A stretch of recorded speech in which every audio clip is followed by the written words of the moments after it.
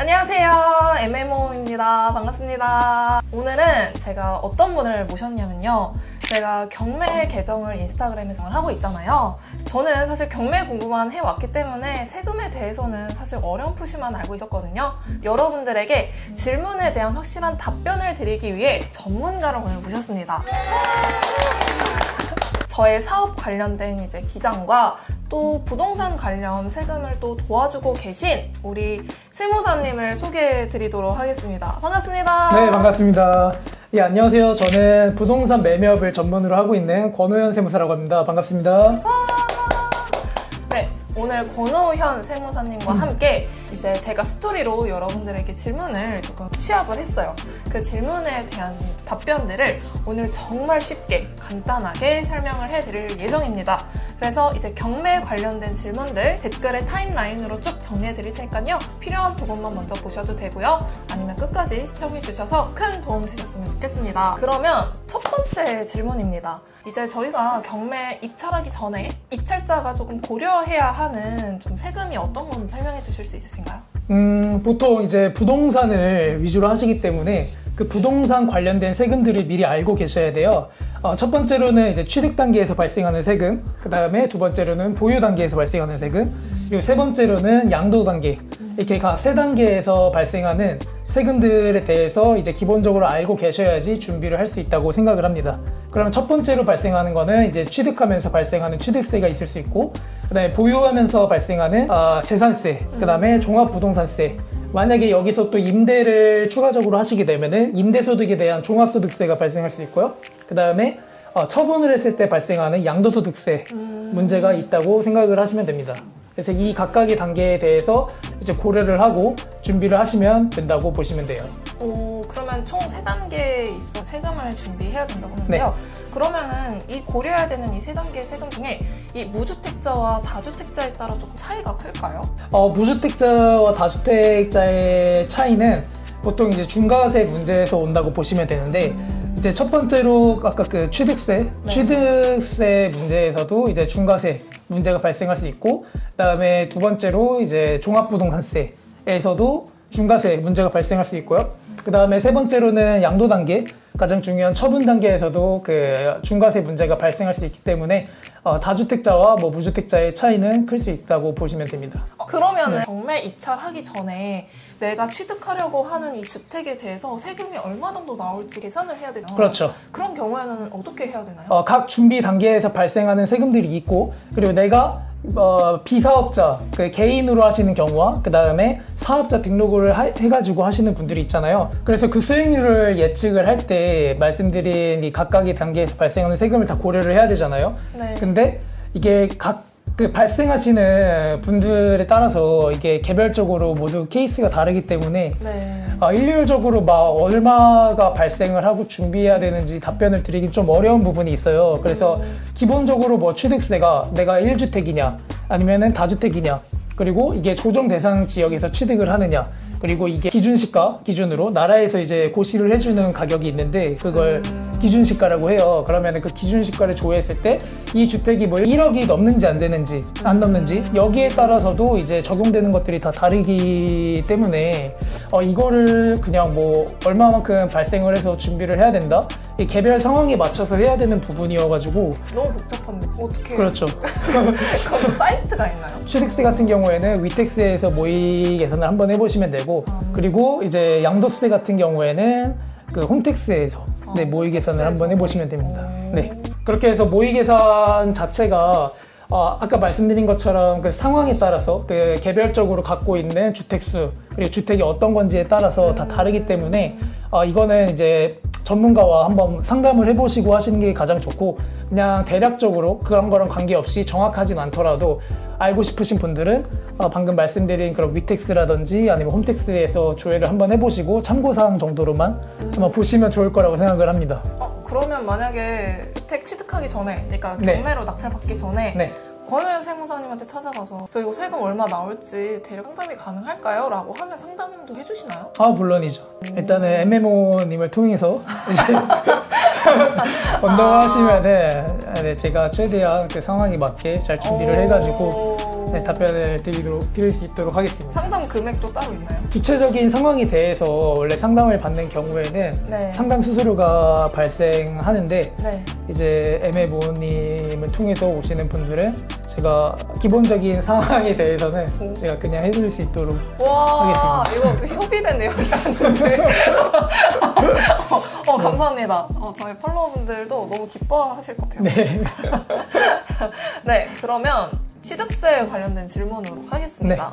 이제 어쨌든 입찰을 해서 낙찰을 받았죠. 네. 그러면 제일 먼저 내야 된다는 첫 번째 단계, 취득세. 네. 보통 얼마 나오나요? 보통 취득세가 얼마 나오냐, 그러니까 기본적으로 이 취득세 같은 경우에는 일단은 경매를 하시기로 하셨으면은 그 투자 유형에 따라서 이제 좀 달라질 수가 있는데, 첫 번째로는 이제 사업자 등록을 하지 않고 그냥 비사업자로 하시는 개인분들이 이제 대상이 될 수 있고, 그리고 두 번째로는 사업자 등록을 해가지고 하시는 분들, 근데 이 사업자도 개인 사업자로 하시는 분들이 있고, 그 다음에 법인을 설립을 해가지고 법인 사업자로 하시는 분들이 있어요. 그러면 이제 또 각각의 상황에 따라서 이제 발생하는 게 좀 달라질 수가 있는데, 취득세, 방금 말씀하신 취득세 같은 경우에는 내가 비사업자, 사업자 등록을 하지 않고 취득을 하는 경우와 그 다음에 사업자 등록을 해가지고 취득을 하는 경우, 그냥 동일하게 발생한다고 보시면 됩니다.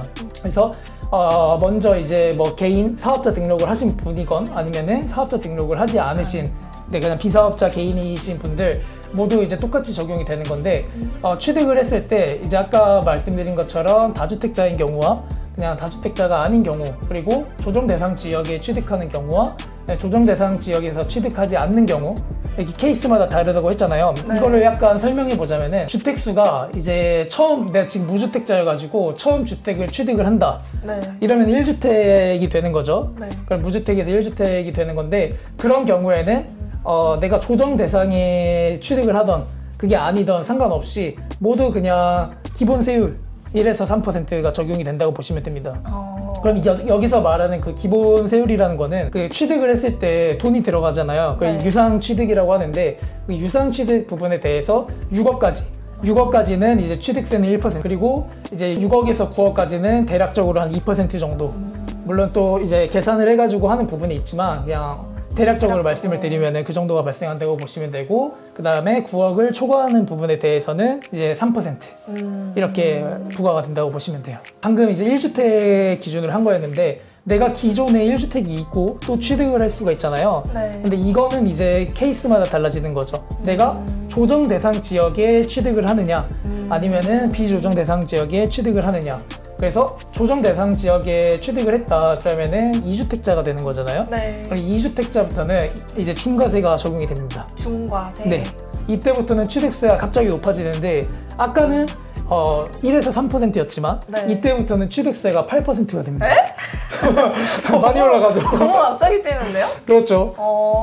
그래서 이제 조정 대상 지역인 경우에는 이렇게 되는 거고, 근데 내가 1주택자였는데 또 여기서 주택을 하나 더 취득을 했는데 이게 조정 대상 지역이 아니다. 네. 이런 경우에는 그대로 기본 세율 아까랑 똑같이 1에서 3%가 적용이 된다고 보시면 돼요. 조정 대상 지역에 대해서도 말씀을 드리면은, 이게 뭐 부동산 투기 과열지구 뭐 이런 것들이 있잖아요. 근데 조정 대상 지역 같은 경우에는 이것도 뭐 비슷한 거긴 한데, 네. 약간 그 목적 자체가 얘는 세금적인 목적 부분에서 이렇게 어떤 페널티를 주기 위한 목적으로 이제 정해진 지역이라고 보시면 되는데, 조정 대상 지역 같은 경우에는 예전에는 이제 서울 전체 그리고 경기도 이런 곳들이 이제 다 조정 대상 지역에 해당을 했었는데, 지금은 많이 풀려가지고 네, 서울 중에서도 용산구, 그 다음에 강남 상구인데 이제 강남구, 서초구, 송파구 이렇게 총 4곳만 조정 대상 지역에 해당하기 때문에, 내가 서울에서 취득하더라도 이 조정 대상 지역인 4구만 피해 주시면은 네. 거기를 사고 싶은데 네. 가장 빡센 지역을 제외하고는 네, 2주택까지는 그래도 기본 세율로 취득세를 적용받을 수 있다. 네. 그리고 조정 대상 지역에서 아까 계속 이어나가 보면은 네. 조정 대상 지역인데 여기서 주택을 하나 더 취득을 해요. 2주택에서. 네. 그럼 3주택이잖아요. 네. 이때부터 3주택 이상부터는 12%입니다. 취득세가. 와우. 왜 이렇게 많이 높아지죠? 오.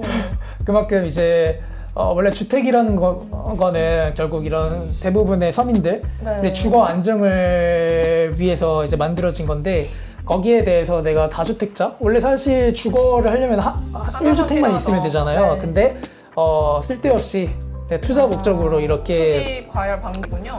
맞아요. 그래서 더 심하게 관리를 하는 게 이제 조정 대상 지역이고 그게 아니더라도 다주택자가 되는 경우에는 이러한 페널티를 부여를 할 거니까 이거 그렇게 투기 목적으로 하지 말고 그냥 좀 많은 사람들이 좀 주거 목적으로 할 수 있게끔 운영이 된다고 보시면 됩니다. 아, 네, 이해했습니다. 네.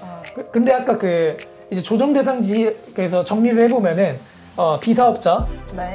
건 이제 사업자건 관계없이 똑같이 이제 적용이 되는 건데 왜냐면은 이제 명의 같은 경우에는 뭐 개인 사업자든 아니면 개인이건 근데 개인 명의를 취득하는 건 똑같거든요. 이게 뭐 별도로 구분이 되지 않아요. 근데 법인 같은 경우에는 이제 예외적으로 인격이 내 법인과 이제 뭐 대표자가 이제 딱 분리가 되기 때문에 명의가 아예 별개거든요. 그래서 법인 명의, 개인 명의로 분리가 되지만 개인 같은 경우에는 그런 게 분리가 되지 않아요. 그렇기 때문에 동일한 거고 그래서 여기서는 이제 조정 대상 지역이냐 아니냐가 이제 달라지는 건데 조정 대상 지역인 경우에는 2주택부터 그리고 조정 대상 지역이 아닌 경우에는 3주택부터 중과세가 적용이 된다고 보시면 돼요. 깔끔한 정리 감사합니다. 네. 방금 말씀드린 것처럼 이제 주택 수에 따라서 이제 중과세 적용이 되는 거고 조정 대상 지역이냐 아니냐에 따라서 이제 달라지는 건데 그 주택 수에 포함을 할 때 이게 주택 수에 포함이 되지 않는다면은 중과세가 적용이 되지 않을 수가 있는 거잖아요. 네네. 그래서 보통은 많은 분들이 이제 직장을 다니면서 하시는 분들이 많기 때문에 이렇게 단기에 투자를 하시는 목적으로 하시는 분들 같은 경우에는 그 금액이 막 많이 높은 경우가 잘 없어요. 맞아요. 그래서 보통 보면은 기준시가, 그러니까 매매 가격이 아니라 그냥 기준시가 기준으로 봤을 때 1억이 넘지 않은 분들이 많으시거든요. 그러면 1억이 넘지 않는 경우에는 다행히도 우리가 주택수를 이제 계산을 할 때 얘가 주택수에서 포함이 되지 않습니다. 주택수에 포함이 되지 않아요. 공시지가 1억 이하면 맞아요.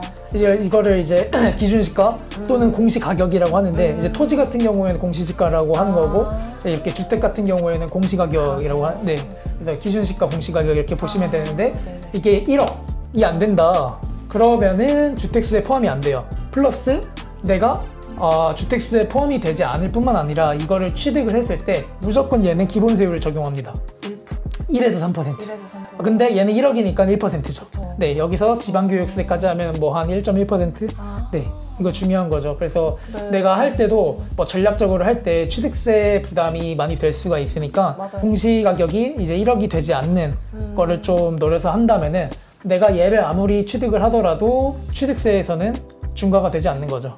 기본세율로 취득을 할 수 있고 다른 거를 취득을 했을 때 얘가 주택수에 포함이 되지 않기 때문에 네, 취득세를 이제 절세할 수 있는 그런 효과가 있습니다. 그래서 그 경매 사이트에서 본 그 시가격 1억 이하라는 체크란이 있거든요. 네네. 그걸로 필터링해서 보시는 분들이 많아요. 네, 개인이랑 이제 개인 사업자는 차이가 없다고 말씀을 드렸는데 이제 법인 사업자 같은 경우에는 좀 다릅니다. 얘는 법인은 아까 말씀드린 것처럼 이제 법인이라는 인격이 새로 부여가 된 거고 예전에는 편법을 좀 사용을 해서 법인으로 이제 주택을 취득을 해가지고 많이 하시는 경우들이 있었어요. 근데 맞아요. 저희 경매 선생님도 그렇게 하셨다고 하더라고요. 맞아요. 근데 이거를 사람들이 이렇게 약간 편법을 하시는 분들이 많으니까 얘를 막아버린 거예요. 어떻게 막았냐? 너 법인으로 이제 부동산을 취득을 해. 그러면은 이게 조정 대상 지역이건 관계없이 나 무조건 중과세 때릴 거야. 주택수와 관계없이. 그게 몇 퍼센트냐? 12%. 법인이요? 그렇죠. 어마어마하죠. 그러면 아무도 안 하겠는데요? 그래서 법인으로 이제 주택을 위주로 하시는 분들은 이제 요즘에는 거의 안 한다고 보시면 돼요. 그럼에도 하는 분들이 있나요? 근데 법인으로 하시는 분들은 그래서 보통은 주택보다는 상가를 많이 하시죠. 상가는 또 그게 중과가 되진 않나요? 주택이랑 상가의 목적 자체가 아예 다르기 때문에 주택은 아까 말씀드린 것처럼 주거 목적, 상가는 보통 이제 사업 목적으로 쓰시는 분들이 많잖아요. 네네. 그래서 이게 목적 자체가 다르기 때문에 네, 중과되는 게 다릅니다. 주택은 무조건 중과 시 12%, 뭐 지방교육세 이런 거 하면은 한 13% 정도다라고 보시면 되고. 와우. 어마어마하죠. 네. 근데 뭐 상가 같은 경우에는 얘는 이제 또 뭐 대도시 이제 뭐 수도권 과밀업체권역이라고 정해진 고시된 그런 지역들이 있는데 네. 거기서 뭐 산업단지를 뺀 지역을 대도시라고 해요. 그래서 대도시 내에서 취득을 하느냐 아니냐에 따라서 이제 중과세가 되냐 안 되냐 이런 문제들이 발생합니다. 다음은 이제 양도세 파트로 네. 넘어가 보겠습니다. 양도세 괜찮나요? 바로 1년 내로 팔면은 양도세 70% 나온다고 하는데 네. 괜찮나요?